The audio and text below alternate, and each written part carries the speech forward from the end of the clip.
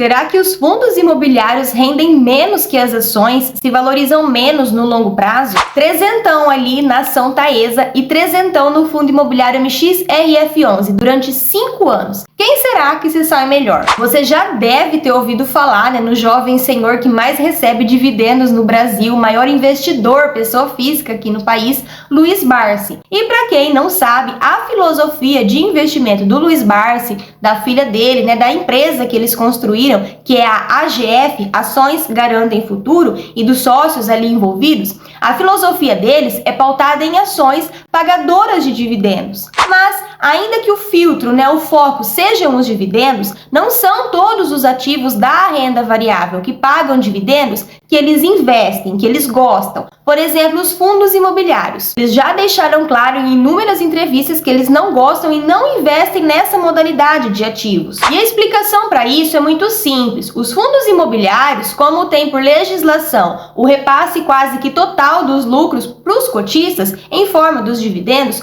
quase que não consegue fazer sobrar para reinvestir em si próprio, o que dificulta o aumento e a valorização considerável de um fundo imobiliário no longo prazo. Diferentemente das empresas, das ações, que tem sim, mesmo pagando uma porcentagem ali de dividendos aos seus acionistas, tem muito mais chance, muito mais potencial de se valorizar no longo prazo. Faz sentido o racional deles totalmente, a lógica é coerente, porém nesse vídeo eu quero te mostrar uma simulação muito grosseira, muito simples, mas para a gente confrontar, para a gente analisar se de fato essa teoria faz sentido e realmente os fundos imobiliários eles não conseguem ter essa força de valorização se comparados com uma ação. Eu achei justo trazer essa análise aqui e compartilhar com vocês, porque tem muita gente inscrita aqui no canal que está começando agora a investir, agora a se interessar por esse universo dos investimentos. E às vezes a pessoa ela pode se desmotivar quando ela escuta esse tipo de teoria que as ações valorizam mais.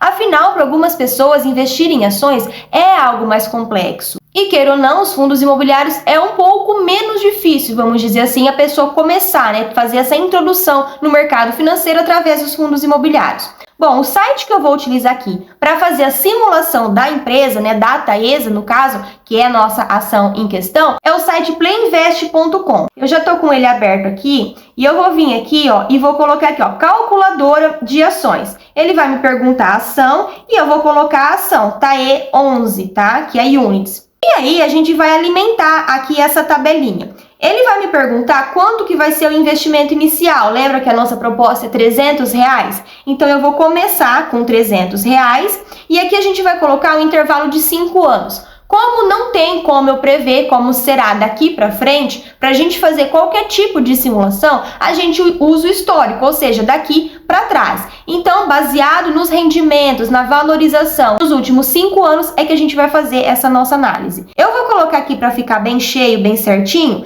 de dezembro de 2018, vou colocar aqui, dezembro de 2018, até dezembro de 2023. Porque 24 a gente começou agora, não tem como a gente fazer ali uma previsão de como vai ser os dividendos desse ano, então para ficar certinho de 2018 a 2023. Aqui eu vou colocar o aporte mensal, não tem como eu mexer aqui, tá? Nesse 00, tem que ser na bolinha verde. Eu clico na bolinha verde e vou arrastando até ele aparecer R$300. E eu vou dar um calcular. E o mais legal, gente, desse site é que ele me traz todas as informações, inclusive o gráfico. Se eu descer aqui, tem o gráfico, tá vendo, dos rendimentos. E se eu descer aqui, ele me traz as informações que eu quero, Eu investi aqui em custo de aquisição, o valor que saiu do meu bolso, tá? R$18.283. Mas, Juliane, não deveria ser R$18.300?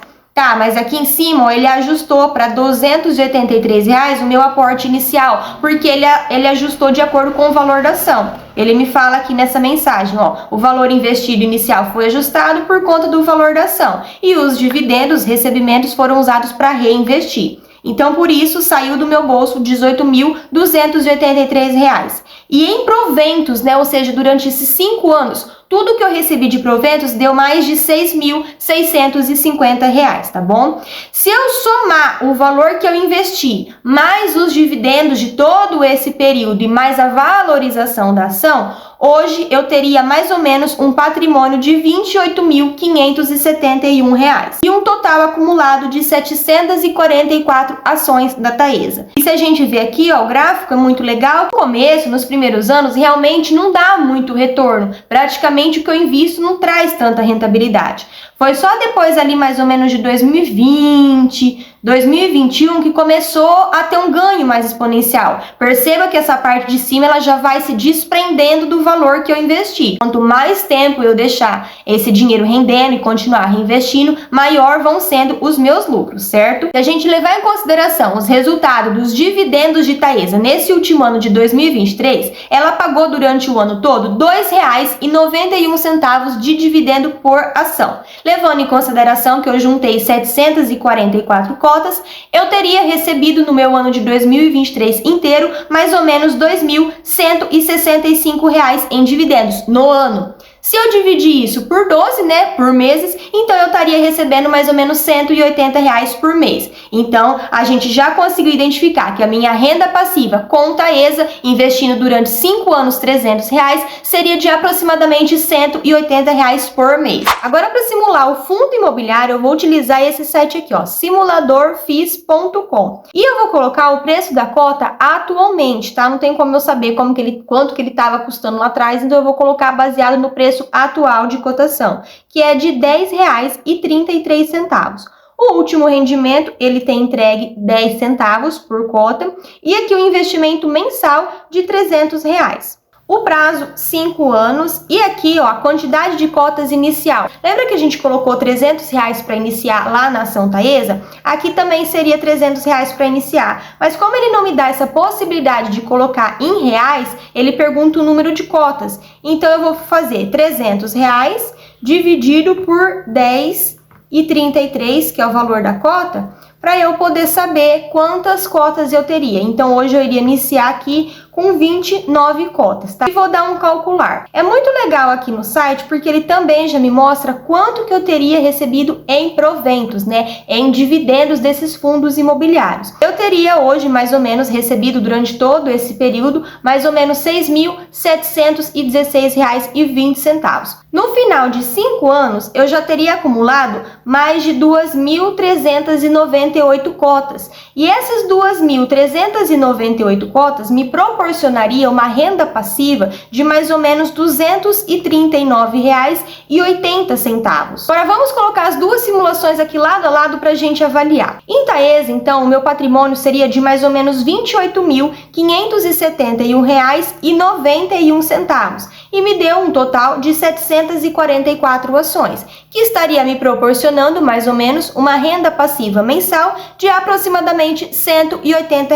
Agora, no Fundo Imobiliário MXRF11, lembrando que, para eu levar em consideração esse patrimônio, aqui está basicamente o valor que eu investi mais os proventos que ele me pagou. Aqui não levou em consideração a valorização do ativo. Até mesmo porque uma outra diferenciação das ações para os fundos imobiliários, embora os fundos imobiliários eles não conseguem reinvestir tanto nele com o que sobra mensalmente, eles têm a possibilidade de subscrição. E nesse período, o MXRF11, por exemplo, fez várias vezes nova subscrição. O que é subscrição? Emissão de novas cotas para captar recurso para aumentar e alavancar o fundo, entende? Então, os fundos imobiliários, eles têm sim possibilidades também de conseguir recursos para investir em si próprio. Dessa forma, né, eu conseguiria ali um patrimônio de R$ 24.770, que me proporcionou um número de cotas de mais ou menos 2.398 cotas, que me rende ali por mês quase R$ 240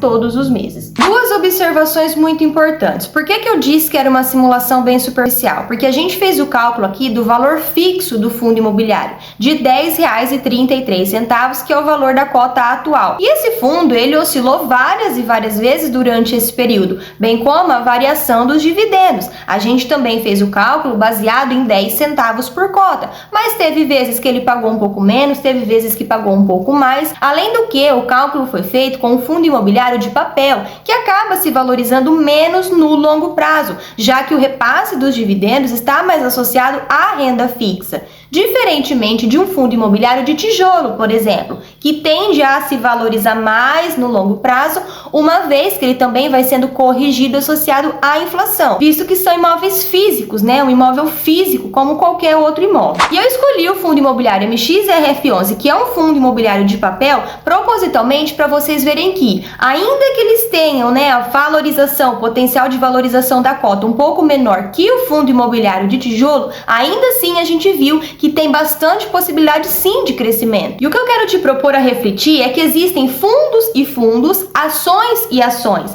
De nada adianta eu falar que as ações são inegavelmente mais rentáveis para uma pessoa que não domina o mercado de ações, não tem a menor habilidade de saber escolher uma boa empresa, analisar minimamente os indicadores, né, os indicadores mais básicos, os fundamentos daquela instituição, os projetos que ela tem em mente. A chance dela montar uma carteira diversificada muito boa e ter um êxito extraordinário é muito remota. Afinal, a gente está falando de renda variável e, inclusive, até as pessoas que são mais expert no assunto, às vezes não sai como previsto, como planejado, é renda variável. Sem contar que Taesa valorizou baseado em um histórico para trás, o que também não garante hipótese nenhuma a certeza de que isso vai continuar acontecendo e ela vai se valorizar tanto quanto daqui para frente. Então não é regra. Cuidado com o que você ouve por aí. Gente, Luiz Barsi, ele visita as empresas, eles têm contato diretamente com os gestores, os CEOs das empresas, eles estão diretamente infiltrados nesse universo. Luiz Barsi começou na bolsa, gente, lá na década de 1970. Ele tinha 20 e poucos anos. Hoje ele tem 84. Ele viveu o mercado financeiro, ele começou com as ações. Afinal, nem existia fundos imobiliários naquela época. Então é natural que ele defenda a filosofia de vida dele, o que ele vivenciou, que é as ações. Então é muito mais fácil a gente começar com aquilo que a gente tem o mínimo de domínio. A gente deita a cabeça no travesseiro e fica tranquilo com esse investimento. E uma outra prova de que os fundos imobiliários têm sim crescido e ganhado espaço no mercado financeiro com o passar dos anos, e não só com o aumento considerável do número de investidores, mas também analisando o próprio gráfico, o gráfico do IFIX, por exemplo, que é o índice dos fundos imobiliários. Se comparado com o IBOV, que é o índice das ações, ambos cresceram e cresceram muito nos últimos anos. A grande verdade é que ambos ativos são de perfis diferentes. Enquanto os fundos imobiliários têm maior repasse em dividendos, as ações elas têm maior potencial de valorização no preço dela. Então eu penso assim, aqui é uma opinião muito pessoal. Uma pessoa mais jovem que não tem a necessidade de uma renda passiva, ela quer de repente ali o acúmulo de patrimônio. De repente é mais sugerível, existe essa palavra, sugerível, é mais indicado de repente que essa pessoa ela opte por ações, né, para tentar ali ganhar na valorização. Diferentemente de uma pessoa que ela tem por foco viver de renda passiva, ou seja, uma espécie de um aluguel caindo ali na conta todos os meses. Dessa forma, o mais interessante seria uma carteira, né, diversificada, porém com foco maior em fundos imobiliários. Então uma coisa não anula nem desmerece a outra. Deu para entender? Vai muito do perfil, da estratégia, do objetivo do investidor com o seu investimento. Até mesmo porque uma carteira, mesmo que com foco em ações, mas ações mais conservadoras, elas também tendem a crescer menos. Para que a pessoa consiga um ganho exponencial ali de capital, ela precisaria necessariamente optar por ações mais small caps, ações, empresas mais pequenas que estão ali começando, iniciando e tem sim um maior potencial de dobrar, triplicar de preço no longo prazo. Porém, isso também tem o seu risco atrelado. E uma outra variação também bastante relevante a gente levar em consideração quando o assunto é investidor iniciante é a oscilação de preço de mercado de ambos os ativos. Por ter uma certa previsibilidade maior, vamos dizer assim, os fundos imobiliários eles tendem a flutuar menos nas cotações diariamente, o que traz uma certa tranquilidade para o investidor iniciante que não está acostumado com aquela volatilidade que às vezes assusta. Nenhum dos ativos desse vídeo são recomendações e eu respeito muito a filosofia do senhor Luiz Barsi, mas a minha linha de raciocínio ela discorda um pouco dessa verdade absoluta. Os fundos imobiliários têm sim, na minha opinião, grande potencial, além de várias outras vantagens de crescimento. Se esse vídeo fez algum sentido para você, não se esquece de se inscrever aqui no canal, compartilhar, deixar o like, eu te vejo no próximo. Um beijo e até lá!